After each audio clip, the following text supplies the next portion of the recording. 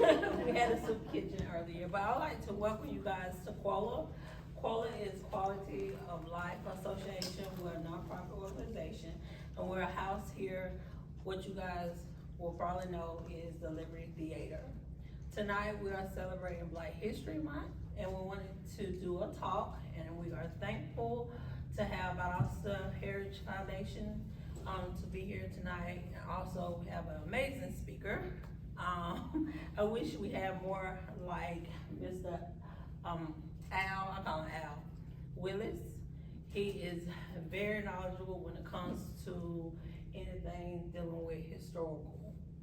We are blessed to have him in the city of Valdosta, and I'm not gonna hold you too long, and I guarantee you are in for a treat. Okay, so welcome. Thank you. Thank you. Thank you. And we can go on to the slide you were supposed to be watching while that was happening. This is the title of my talk, Valdosta's Liberty Theater and Liberty Club, and there you see an old aerial view of the neighborhood in which we find ourselves tonight as it once existed with the Liberty Theater circled when it was relatively fresh. All right?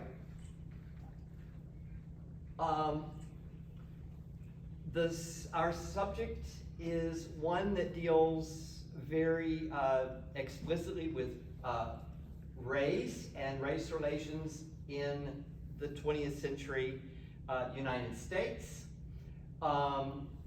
This building is actually a product of Jim Crow culture.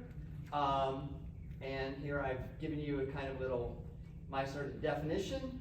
It was a white supremacist obsession that prevailed in the United States for almost a century when survivals of antebellum custom hardened into legalized caste systems that assured racial discrimination, particularly against African Americans.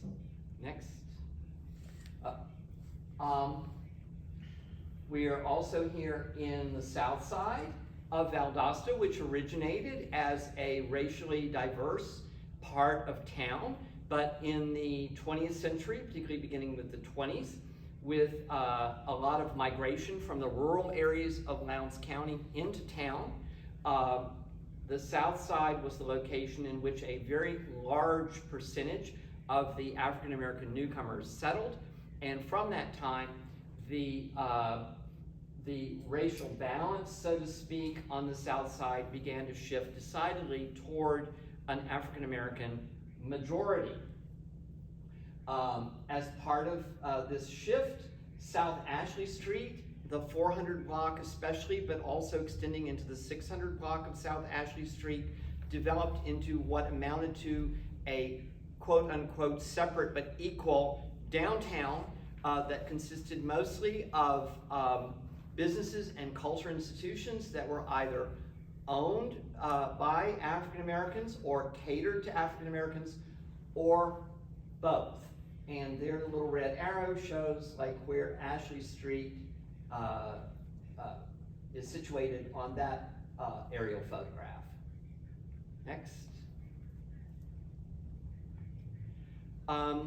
The Jim Crow system of spatial segregation by race affected all building types, but tonight we're going to be especially concerned with the building type of the motion picture theater. And we're going to deal with this theater because it was part of a chain based in Columbus, Georgia, that was founded by Roy Martin in the 19-teens and later operated in collaboration with his two sons as Martin Theaters. Those of you of a certain age might remember going to the movies in what was still into the 60s Martin Theaters here in Valdosta. These are three of their theaters in their chains, and they illustrate different approaches to racial segregation in the theater world. On the first two examples from the left and the middle, you see two theaters where the entire buildings were reserved for members of a single race.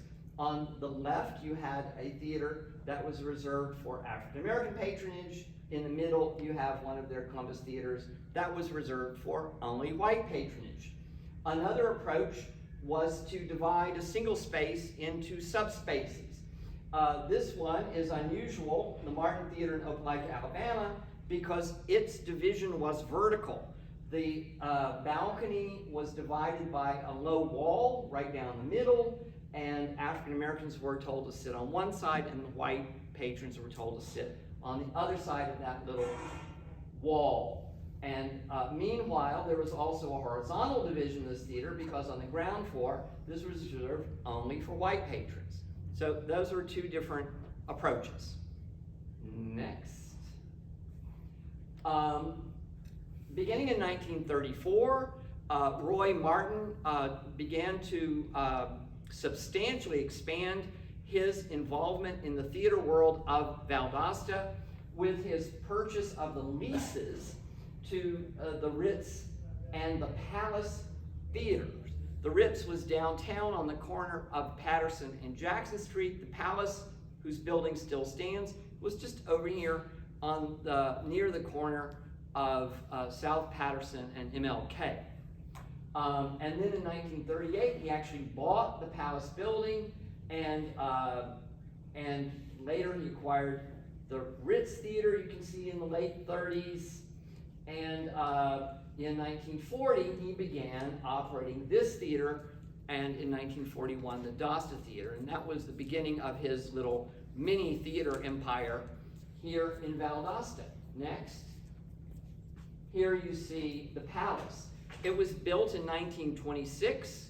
It had a balcony. It maybe or even probably used the balcony as a place for seating for African American customers, but that is not known for certain.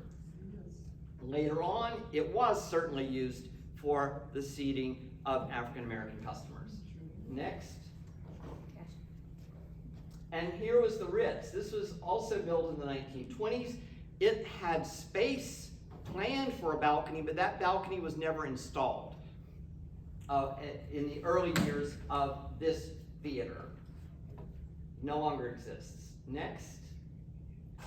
Part of the motivation for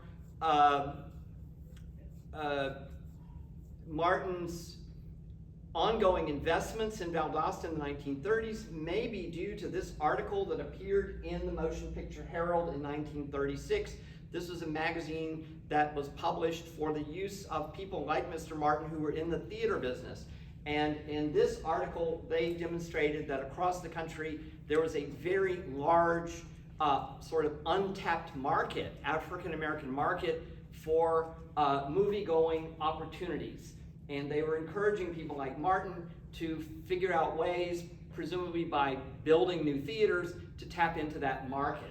So he was probably very, very aware of this trend. Next. And he was not the only one. There was a group of investors in Valdosta who founded a little company called Southland Theaters, and they actually decided in 1939 to open a theater that would be for African Americans only. It was directly across the street from St. Paul's AME Church in a building that no longer exists. And at the same time, they were opening another small theater that they intended to be used only for white patrons. So that occurred in the earliest months of 1940 when those two opened. The one catering to African Americans, you can see, was known as the Harlem Theater. Next. Okay. At the same time, and probably spurred on by these investments of the Southland Theater Company, Martin spent a lot of money adding a balcony into the Ritz that he intended to offer at discounted prices. And it was possible to believe that he intended to offer discounts to students at the college. However, next, he announced on February 5th, 1940, that this balcony was going to be open to African Americans who wanted to see movies at the Ritz. And immediately, Valdosta's city council, which perhaps to no one's surprise was rather racist at the time, they passed an ordinance forbidding so-called mixed audiences to be seated in any single theater building. And because the Ritz Theater with its balcony and the Palace were the only two theaters that had that policy, and because the ordinance exempted the Palace Theater, obviously ordinance was only aimed at the Ritz Theater. And Martin then began a series of negotiations with the city council and the mayor to no avail. He claimed the policy was unfair to him as a businessman. He had just invested all this money, and now the city was making it impossible for him to exploit his investment in the way he intended or wished. And so, next, he adopted another strategy, and on the 29th of February 1940, he managed to buy two lots, one on the corner of South Ashley and Florida Avenue, and the other one, the adjacent lot on Florida Avenue, which is the lot on which we are right now seated. And at the same time, he negotiated, well, later that year in 1940, he negotiated a lease on a building on North Ashley Street that he went on to remodel as the Dosta Theater, which also still exists. He wanted to exploit this one for African American patronage and the Dosta for white patronage, just exactly in the same way as he had done in Columbus and his Southland theaters were doing at that same time in Valdosta. And here you see the Liberty Theater and the Dosta Theater side by side. You can see that they're both very, very similar because they participate in architectural branding, which was something that Martin was a pioneer in exploiting. This is making all the buildings in a particular chain look very much alike. We're now used to this in building types such as fast foods like McDonald's, Burger King, Wendy's. They all look sort of alike. And so Martin wanted all of his theaters to be recognizable from the outside just by looking at them. And this is the result. Next. Now we'll talk a little bit about what I call the Liberty Complex. Some people call it the Liberty Theater Block. Okay? This was a mixed-use group of entertainment facilities, and we'll talk about what that means in the next, I don't know, 20 or 30 slides. I forget how many there are. Next. Okay? This was actually a single L-shaped building.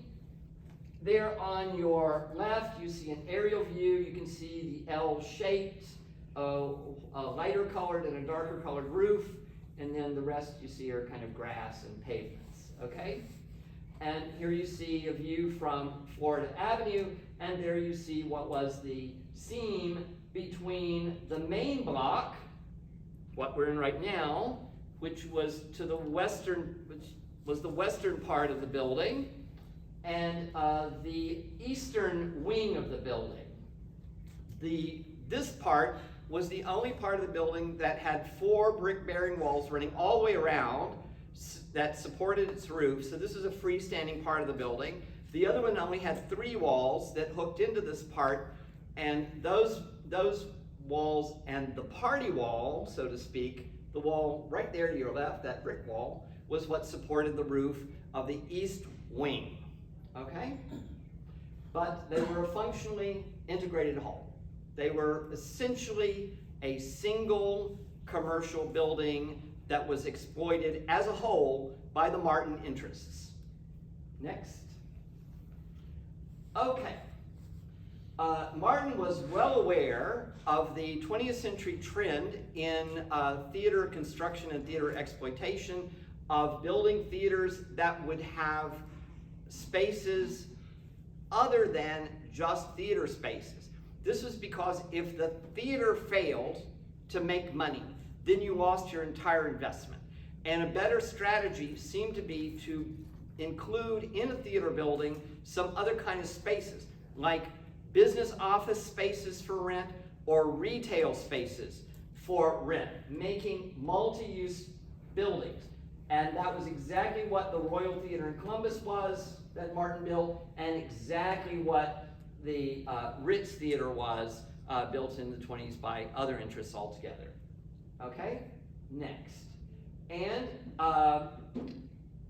in his Liberty Theater in Columbus, Martin, which was a single-use theater, this was only a theater, and Martin had learned the hard way what happens when you just have a theater with no other spaces that could generate income from other sources. And it wasn't because the theater was unsuccessful. This was actually a very, very successful theater operation that catered to African American patrons only.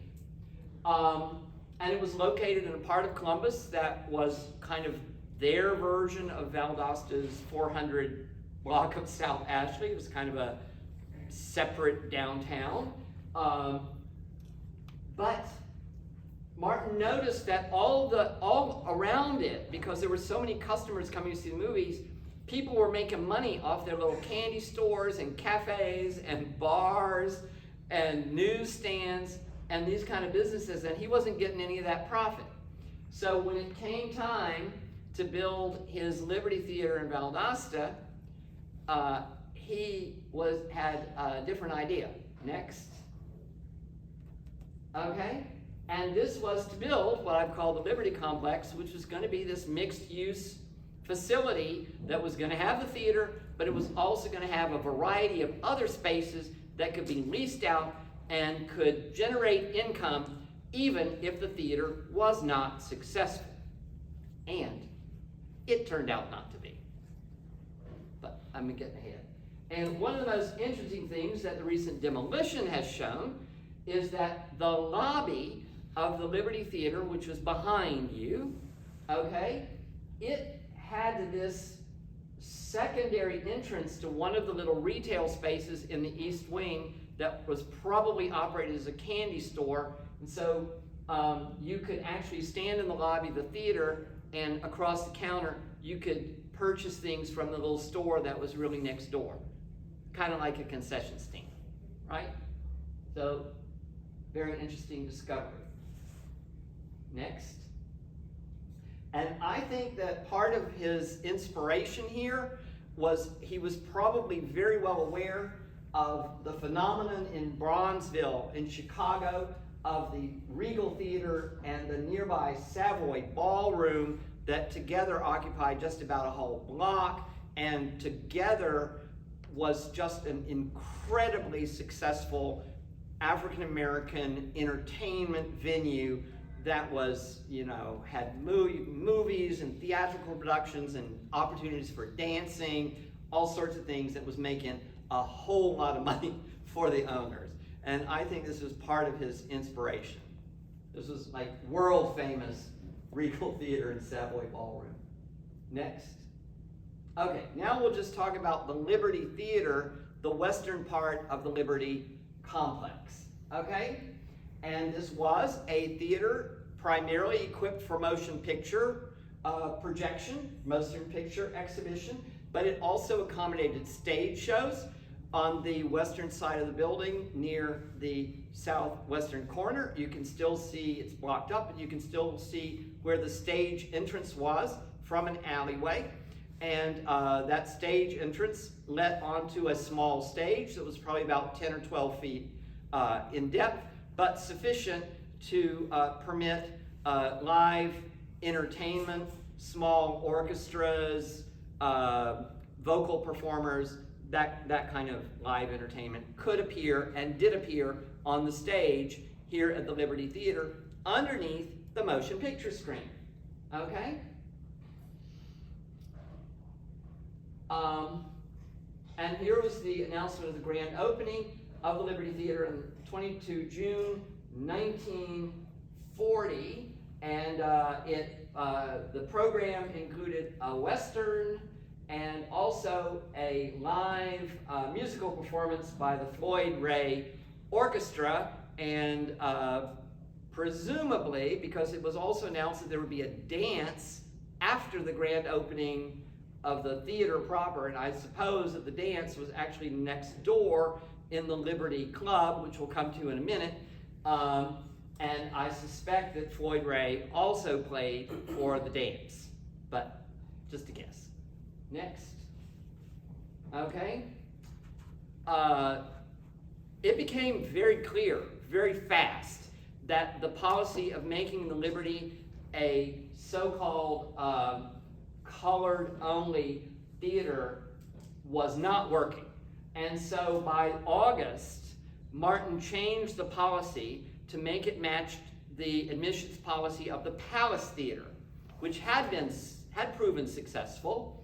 And so he announced that there would be white patrons admitted to the ground floor, where we are now seated, and African American patrons would be relegated to the balcony, which no longer exists. Okay? And he also seems to have changed the programming, maybe, because I don't know too much about the early programming, but it seems possible that he also began to book more movies that might have been more appealing to white audiences than African American audiences. It's kind of another guess. Next. Okay. He seems to have run into problems with the new policy as well. And by October of 1940, he seems to have at least chosen programming that was maybe more appealing to the African American audiences. He was clearly trying different things, trying to make a success of this theater, and apparently not getting very far. Next. Clearly, however, there was an audience in Valdosta for what in the late 30s and 1940s were called race pictures. These were motion pictures that were 100% or very close to 100% African American produced. They tended to be directed by African American directors like Oscar Michaud. They often starred 100% African American casts, and so they were very, very appealing, especially to African American audiences. And there was enough demand for this sort of thing that some people actually organized a double feature of so-called race pictures in the Dasher High School auditorium, and included a personal appearance by Carmen Newsom, who was starring in this one of the movies that was shown. Next. Okay, but by 1944, the Liberty Theater had shut down. It was not making money, and Martin simply shut it down, and he donated the space for the use of the war effort. And the theater became the Valdosta Center for collecting scrap paper for the war effort. Next. Okay, after the war, it would appear that the Liberty Theater reverted to its original status as a theater for colored only, quote unquote, with a programming policy that again emphasized race pictures. Next. At the time, as the 40s wore on, there's evidence that there was a clearly discriminatory policy going on in Martin's theaters in Valdosta. His theaters that catered exclusively or primarily to white patrons seemed to be the ones where he showed the more recent movies, the more desirable movies, where the theaters that catered exclusively or primarily to African American patrons, these ended up with movies that had been released several years earlier and were basically second or third runs. Next. Okay? And so the Liberty Theater struggled along for a while, and in 1958 it had been empty for a while, and the building was sold to Ferguson Tile Company, which is a local concern. It was a wholesaler and retailer of ceramic tile, and really it's to the credit of Mr. Ferguson that the building continues to exist, because he figured out an economic use of the space that allowed it to continue to exist and not be demolished. And he used the floor of the theater. I'm guessing that the floor originally sloped, and so he had to put in a new concrete floor that was flat. And underneath where we're seating, this is just a little piece that survives. He exhibited different kind of tile patterns that he would sell you. So when you came into this space, you could actually see examples of what your tile might look like once it was installed in your home or business. Okay? So now we'll turn our attention to the Liberty Theater building, which is what Mr. Martin called the East Wing. Okay? This was the part of the building that had non-theatrical use and a variety of non-theatrical uses. On the ground floor, it had a number of retail shops that were for lease. I've already alluded to the one that was probably a candy store. And then facing, most of these shop fronts faced onto South Ashley Street, and they had several notable tenants, including Hunter's Tavern and the very famous Liberty package store that was actually operated by Kelly Kalil, who was part of Valdosta's, a prominent member actually of Valdosta's Lebanese Palestinian community. Okay, another, probably the most famous of all the downstairs tenants was Pompey's Billiards, okay, which occupied the space at 404. Okay, next. 404 and a half, which was the entire upper floor of the East Wing, approximately 3,000 square feet, was leased very rapidly as to someone who wanted to run a nightclub there, and it was dubbed the Liberty Club. And you can see how it was listed in the phone book for many years in Valdosta. It was advertised in various venues and well known as a nightclub that catered only to so-called colored patrons. Next. Okay. This was in business until 1994 with very little interruption, although over the years the name of the club, or the nightclub upstairs, did change several times. Next. And here's just sort of some of the events that can be documented through the Valdosta Times, through articles or ads in the Valdosta Times. And one of the last really big events, I think, that took place during the glory years of the Liberty Club, which was the 1950s, was this dance that was held as a celebration by the Valdosta's semi-pro baseball team. It was the Trojans, which was one of the Negro League's teams that was based here in Valdosta. I don't know if everybody remembers that we had one of those teams, but there you have it. They had their big dance here, October 1957. Okay. There was a lot of live entertainment at the Liberty Club, and it was really top caliber entertainers who were booked into the Liberty Club.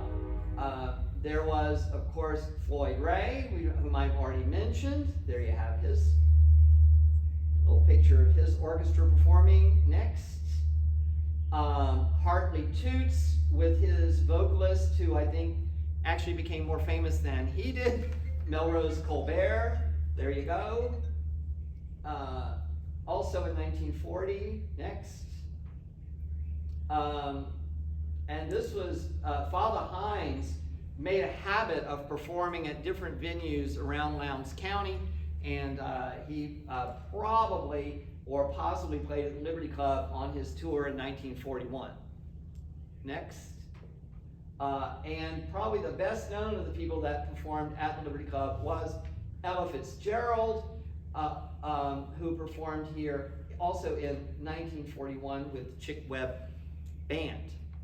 So that gives you a sampling of the kind of entertainment that was made available to Valdosta's African American community in the 1940s.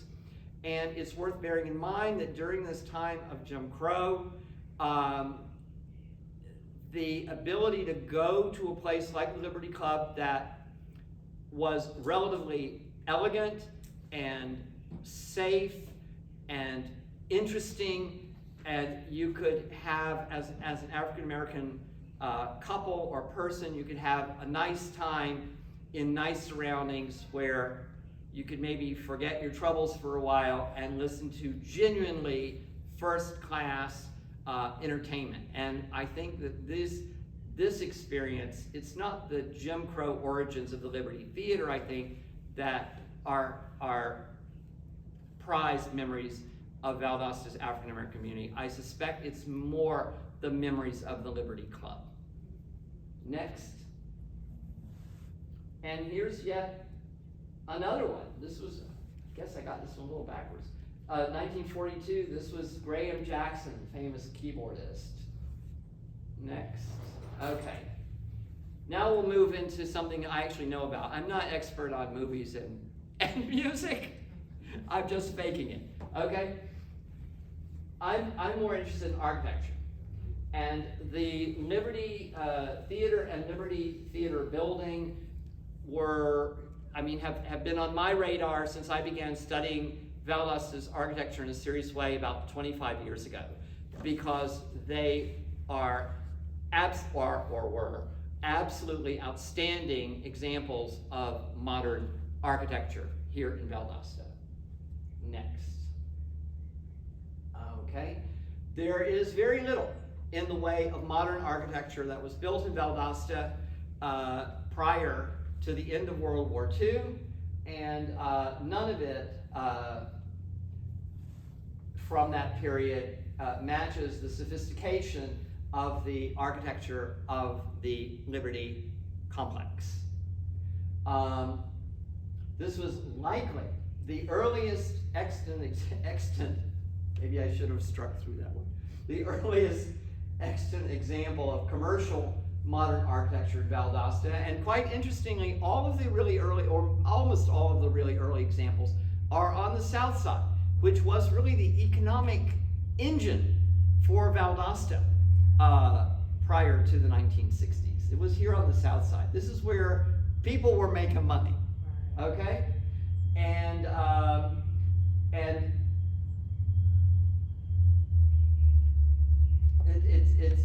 it was, I don't know what to do with these sentences that I have on my slides. It was really the greatest work of architecture in Valdosta that exemplified the international style. The best example. Next. Let's move on. Okay.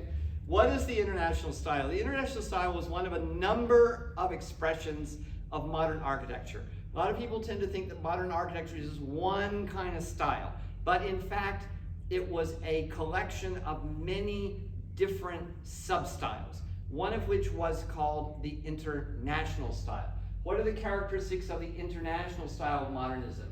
Well, you can see them all exemplified here in that east wing, the so-called Liberty Theater building. The design is rooted in functionalism. The most important thing was that the building should function efficiently, okay? The mass expressed itself as a volume. It looked like a rather solid thing, okay? There was an avoidance of axial symmetry. There was no definite center to the facade composition. There was reticence in ornamentation. In fact, almost no ornamentation at all on this building, and instead an articulation of structure. So you could see exactly what the structure was. It was brick bearing wall. The windows were steel casement windows. You could see that at a glance, and there was an honest use of material. The brick was left in its natural color. You could see that it was brick, the same with the plate glass and the metal window frames. You knew they were metal. Okay, next. Okay, and the architecture here was up to date and very much the equal of some of the best works of modern architecture that were built in Columbus in the late 30s and early 40s. Columbus was an especially progressive town in Georgia on the architectural scene. And of course, Martin was from Columbus, so this, I think, explains his taste and his choice of style for this building. Next. Okay.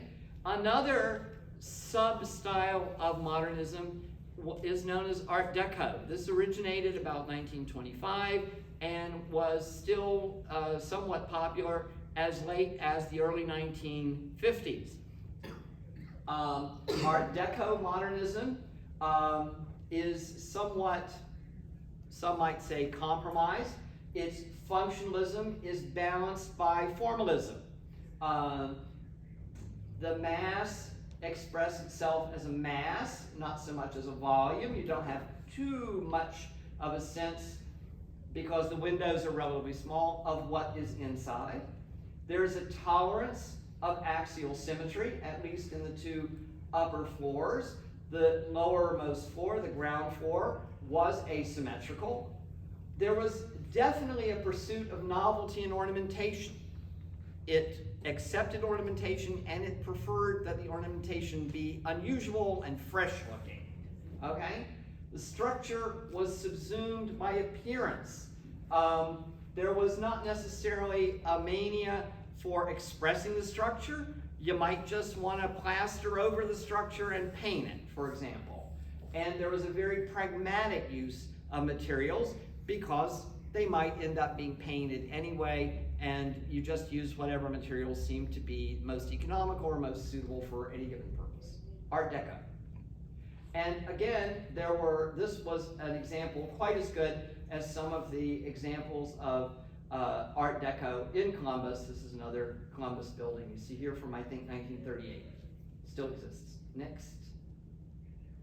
Probably the Art Deco building in the Columbus area that had the biggest impact on Martin and his taste in theater design was the main theater that was built in 1938 at Fort Benning near Columbus by one or possibly a partnership of Columbus architects. And I think you can see from the facade exactly where Martin got his idea for his future architectural branding of his theaters. Next. Because here you can see just how much the Valdosta and the Liberty relied on the example of the main theater at Fort Benning.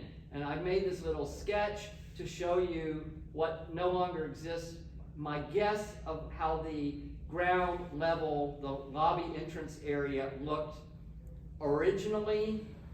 I think it looked very, very similar to the Valdosta. It had on your left an area of blank wall that would be suitable for movie posters. Then it had some doors, 2 pairs of double doors. It then had a box office, and finally a door to the balcony that was probably also functioned as an employee's entrance for the projectionist especially. Next. These facades of the Valdosta and the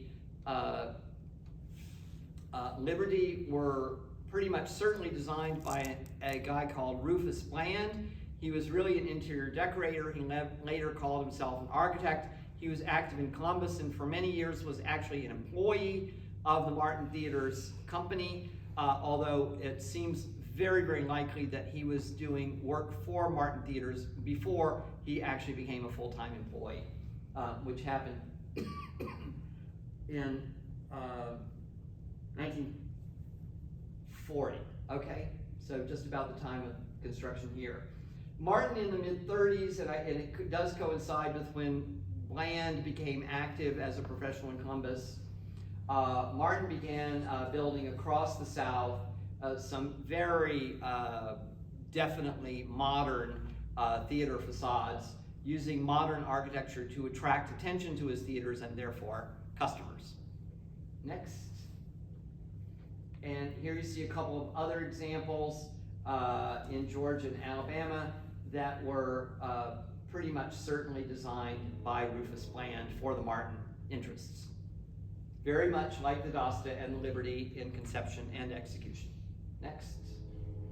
And also for some of non-theatrical buildings that were built by Martin interests. This was an amusement park in Phoenix City, Alabama, kind of a, I think it was like a for-profit venture, kind of public park that was established in 1941. And here's like the entrance to the stadium. You can see its facade was designed very much along the same lines that were being used for Martin theaters at the time. Next. A problem in historic preservation. Okay, I guess we reached the less pleasant aspects of this talk.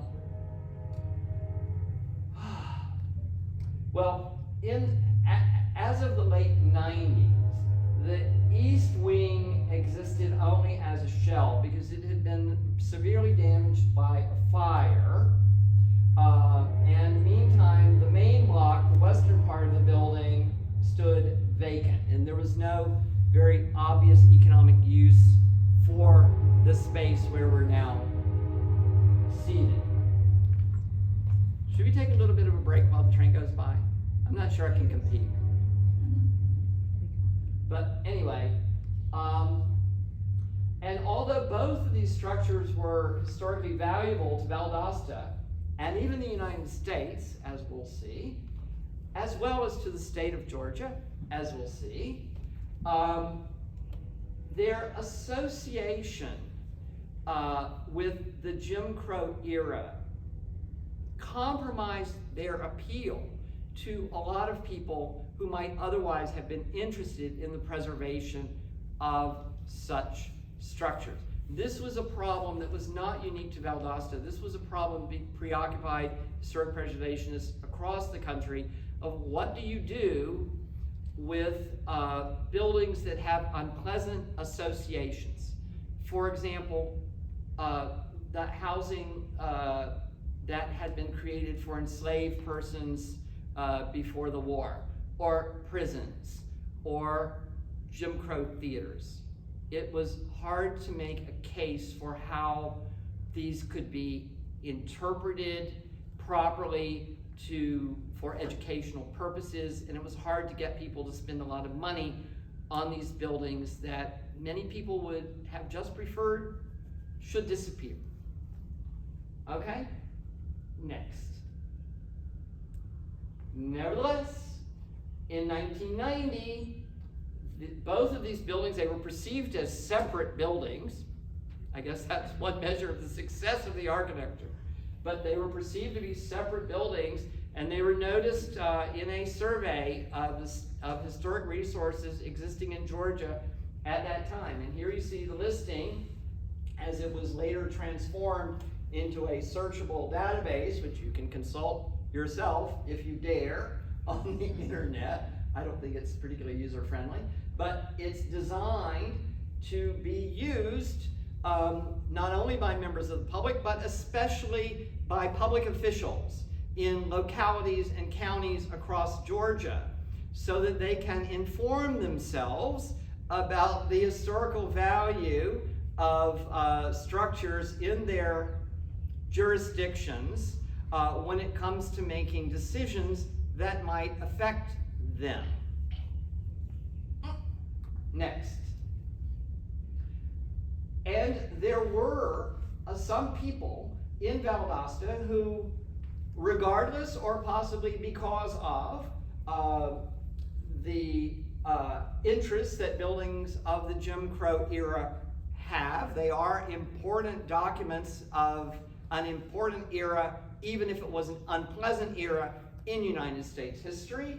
They became very interested in the preservation of these buildings in particular, and of the South Side neighborhood in general. And this small group of people included, notably, Amanda Brown, who became the individual, primarily, I'm almost tempted to say, single-handedly instrumental in seeing to the preservation of the Liberty complex between 1998 and 2024.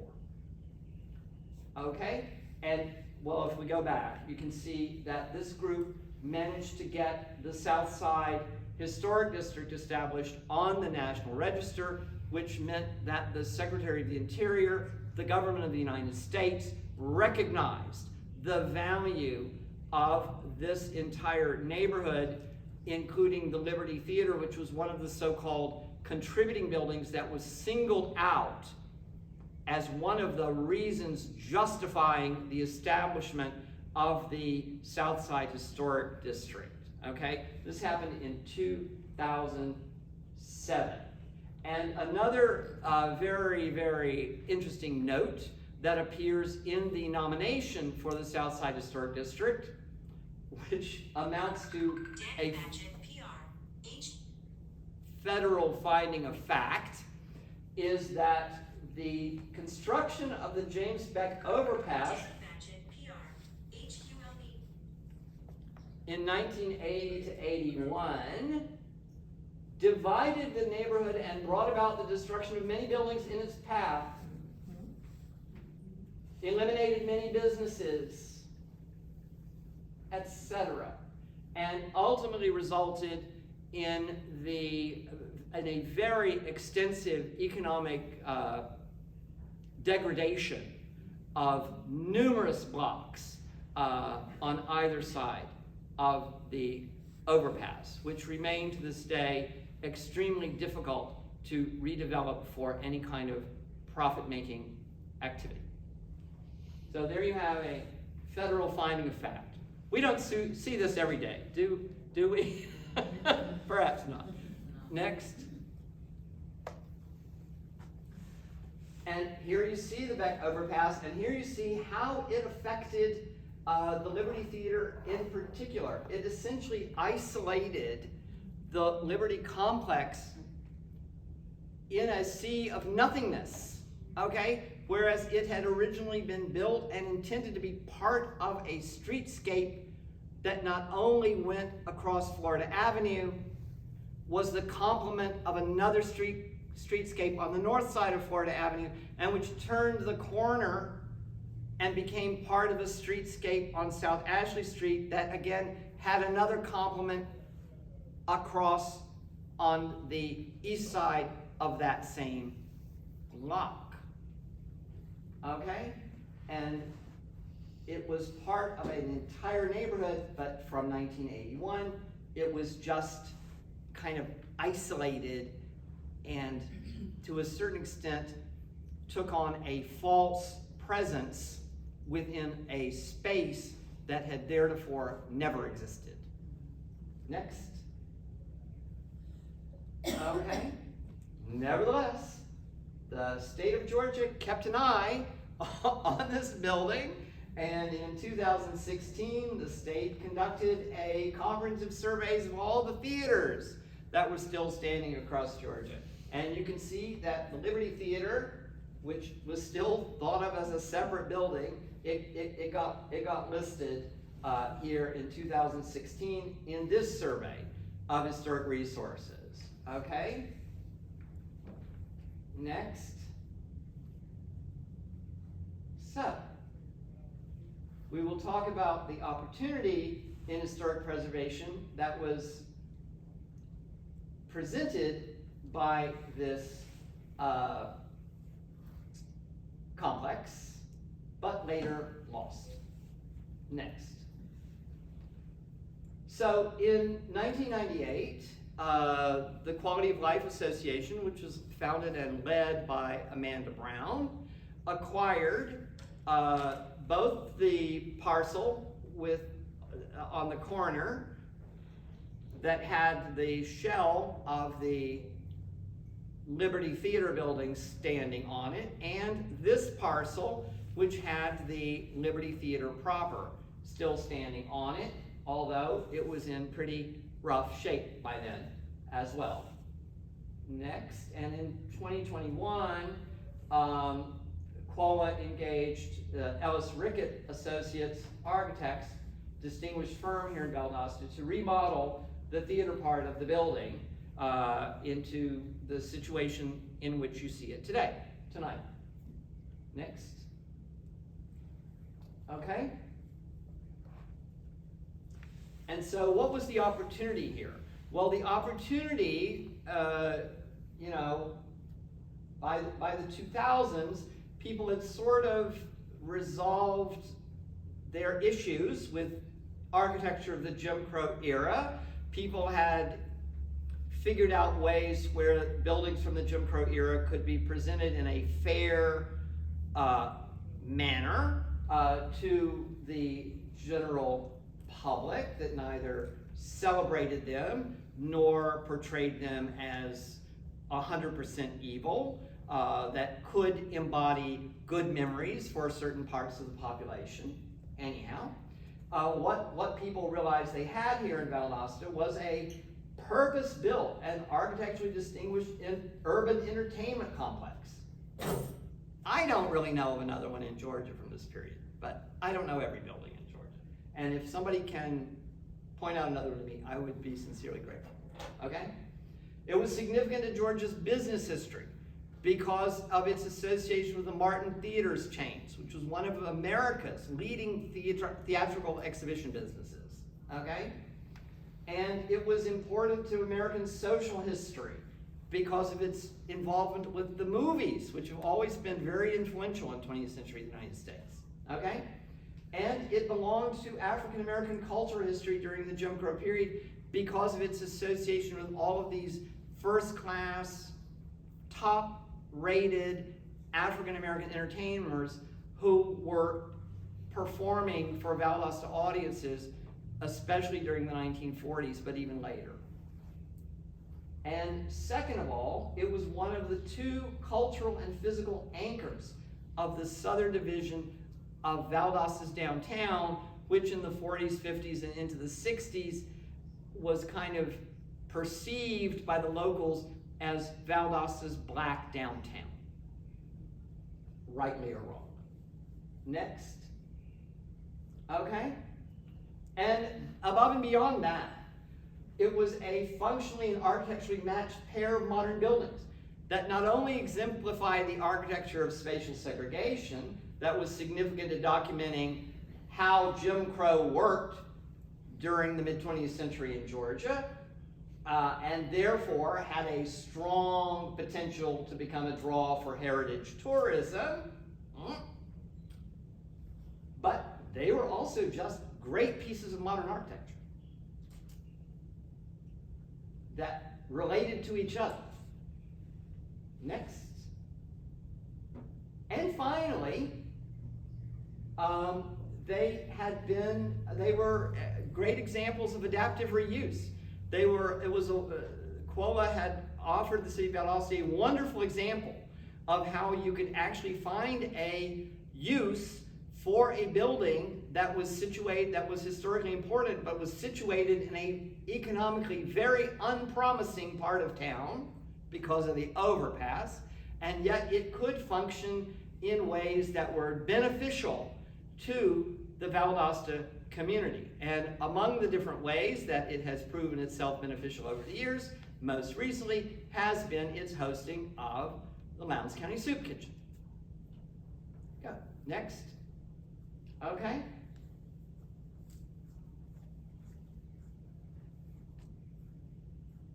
I'm not sure, can I see the next slide? I'm not sure if I have that as the right thing. Yeah, I think I got these a little bit backwards. So, well into the 21st century, there was quite a lot of optimism, both among people associated with the QUOLA and among people affiliated with people interested in the history of Valdosta. There was quite a bit of optimism that it would still be possible to do something to quote unquote save the shell of the Liberty Theater building, the building on the corner of Florida and South Ashley. And here was like one of the visions from the ERA Architects Circuit from circa 2000 when they were working for QUOLA. That was kind of their vision of how it could actually be restored and usable as a building again. Next, should we go next? Okay, and that's just what it looked like at that time. There's a lot of optimism. And now can we go back those 2 slides? I'll show you what it is. And one more back. Sorry about this, folks.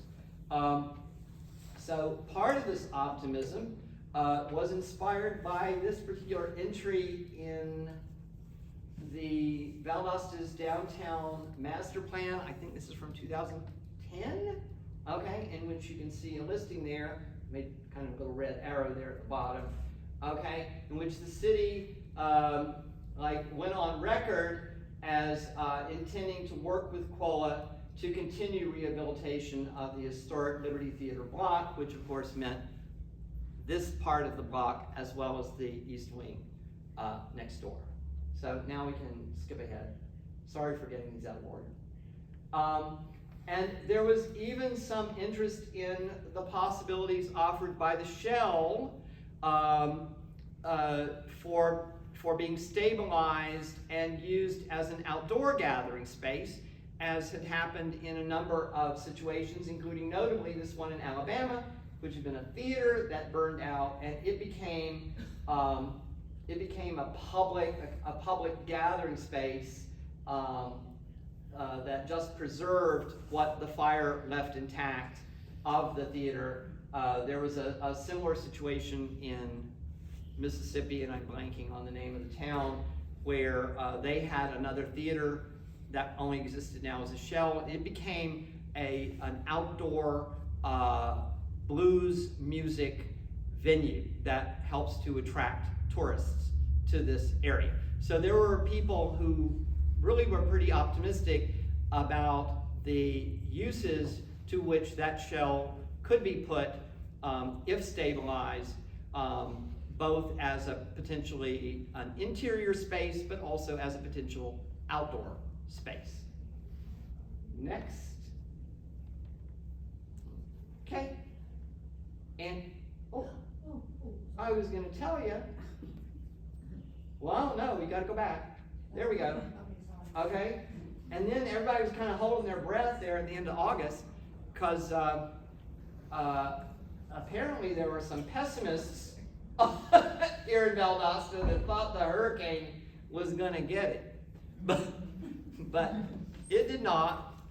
And I came and took this picture actually the afternoon as soon as the hurricane, as soon as the rain stopped. I came down here to check it out, and that's a picture from the afternoon of August 30th, 2023, when I was pleased to see that the hurricane had not gotten it. That was the billboard.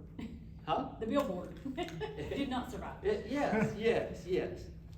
I'm glad you noticed that. You know, I had not picked up on that. Next. Okay.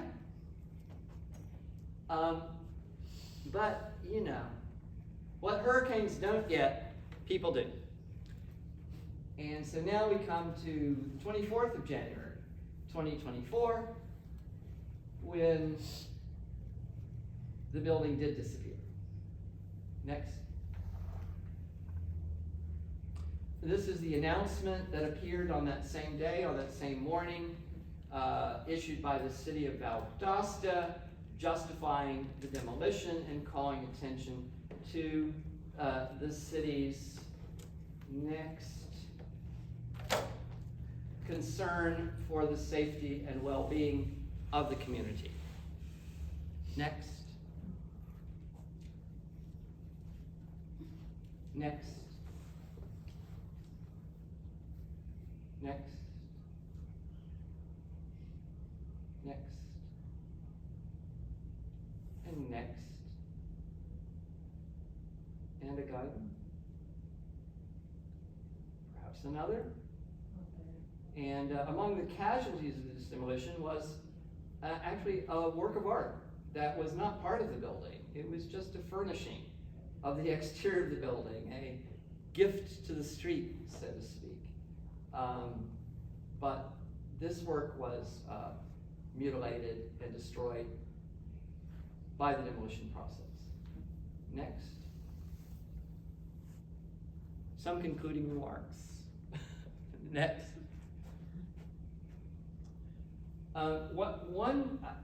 History is not really concerned with simply documenting what happened. The real business of history is to try to figure out the significance of things that happened. And that's at least the way I think of my role as an historian, is to try to interpret what happened and try to figure out what was important about it, okay? And one thing that I think is important about this demolition is it echoes, or it sort of confirms a statement that when I ran across it, it startled me, that appears, I think this is from about 2006 or 8. This was the, you can read it up there better than I can, the City of Valdosta's Neighborhood Revitalization Plan, okay? And in this document, you can see that the City of Valdosta saw itself not as an entity collaborating with the State Historic Preservation Office, which is charged with administering the National Register districts within Georgia, among other things, but actually saw itself as the city saw itself as an adversary of this agency of the state of Georgia. They saw they saw historic preservation, particularly of districts, as a barrier to the city's development. And with the demolition, I think we see a kind of evidence that this attitude persists. Next. And the thing has now been reduced to a kind of memory, a kind of image that's not only in our minds, but at least one case here on a wall downtown, a pictorial image that kind of betrays what I would call a tokenism with respect to African American culture, especially material culture, that survives here in Valdosta, and suggests that while it might be fine as something to depict on a mural, it's not something fine to preserve in its material reality. Next. And finally, what I think is one of the most troubling thoughts that the demolition has brought to my mind is the possible impact of the demolition on the integrity and even viability of the Southside Historic District, which, among other things, provides tax credits to dozens of property owners who may not even be completely aware of how the demolition of one building can affect the economic fortunes of a building that they happen to own in a very different part of the neighborhood.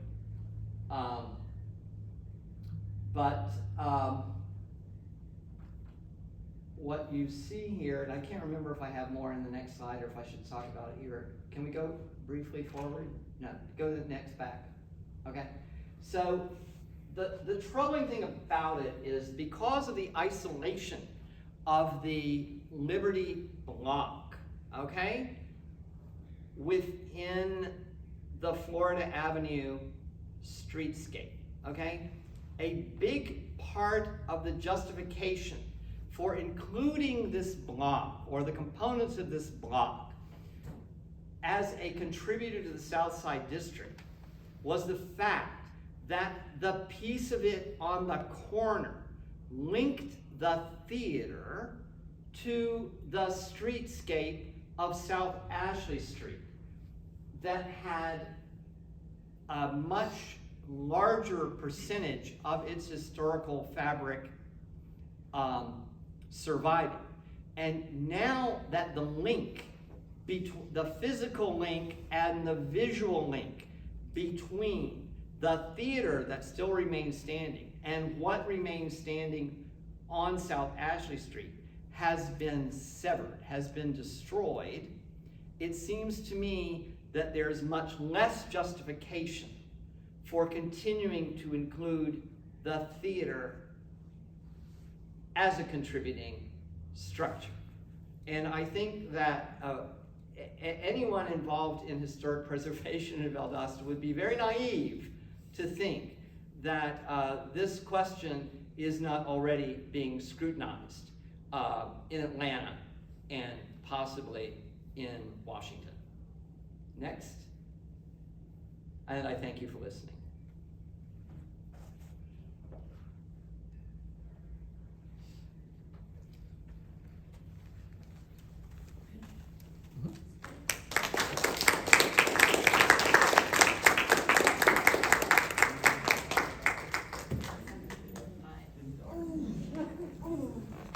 Okay, now we're gonna have Ms. Vicki Everett from Valdosta here, Foundation. Hi, my name is Vicki. Thank you, Al, for doing this again, and Erica for hosting. I don't know how many were here the last time, but it was a standing room only. But I think that was when we were a little bit optimistic, and we've had a fail. So we've just got to figure out how to, what we need to do next. Al has prepared a flyer, and I want to give to everyone. We've got extras so you can give to your friends. And I think we need to do more and more of these talks so we can raise awareness of other buildings that are endangered. Dasher High School has a hole in the ceiling. There's a group actively working to save that building. Coastal Plains is a very good caretaker of that structure. But we've got other buildings around town that are endangered, and they're just, you don't really see them. You go over the overpass, you don't go under the overpass. So maybe when you're going back and forth, take a little bit more time and slow down and look around. So thank you for coming. Yeah, all right, thank you. Okay, here's